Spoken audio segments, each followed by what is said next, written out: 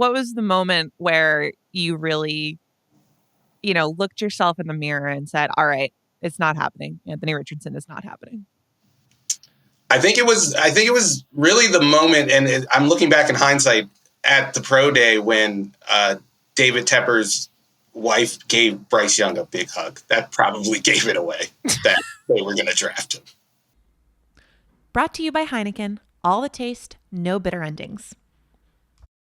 And if you're a football fan, you've probably experienced one or two bitter endings. So let's talk about them.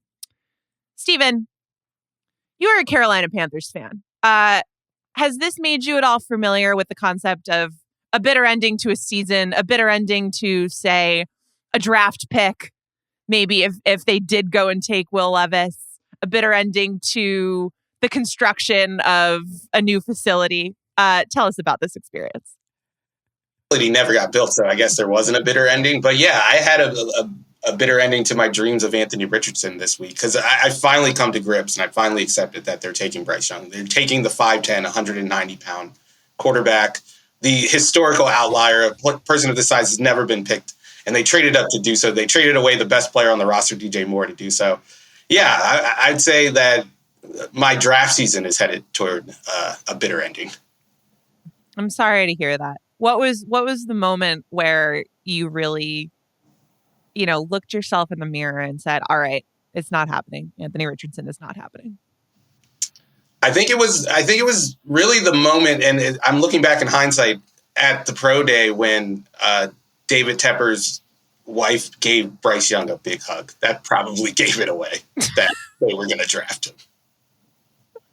And that was the bitter ending to your Anthony Richardson to the Panthers draft hopes. Sheil, what is a bitter ending that you as a sports fan have experienced? You know what? Mine was as a reporter when I went to Seattle. Like, people always would joke with me for a while. They're like, you know what? Wherever you go, the team is good. Like, you saw the Seahawks win the Super Bowl, then you go cover the Eagles and they won the Super Bowl. I'm like, no. I did not see the Seahawks win the Super Bowl. I got to Seattle in the offseason where they had the most bitter ending in NFL history.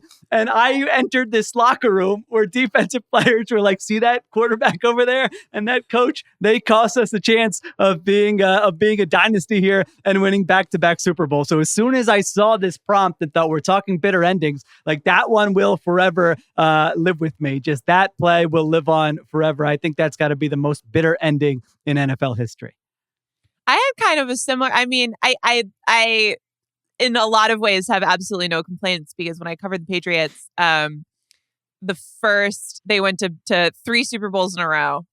And then my last year there was Tom Brady's last year there. So after all of that, just like the second chunk of that dynasty, what I went out on and what he went out on, more importantly, was the pick 6 to Logan Ryan.